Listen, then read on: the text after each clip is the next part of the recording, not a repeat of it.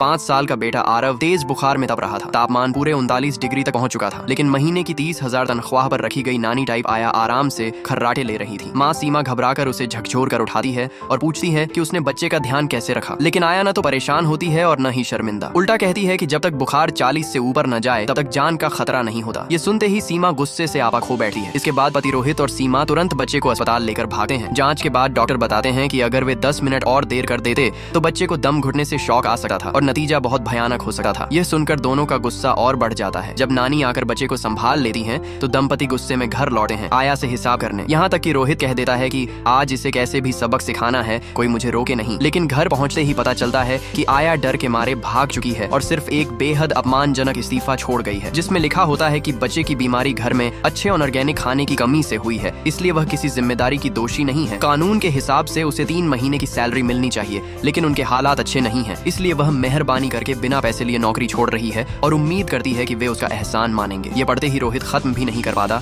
कि सीमा गुस्से और सदमे से वहीं गिर पड़ती है। इस घटना के बाद दोनों दोबारा कभी आया रखने की हिम्मत नहीं कर पाते, लेकिन बच्चा छोटा है, उसे अकेला भी नहीं छोड़ सकते। काफी सोच विचार के बाद रोहित फैसला करता है कि वह खुद घर पर रहकर फुल टाइम पिता बनेगा, क्योंकि उसकी तनख्वाह वैसे भी कम है और आया पर खर्च करने से बेहतर है कि वह खुद बेटे की देखभाल करे। वह सीमा से कहता है कि मेरा बस यही एक बेटा है, यही एक परिवार है, तुम बाहर मेहनत करो, घर की चिंता अब मेरी जिम्मेदारी है। मैंने यह फैसला बहुत सोच समझ कर लिया है।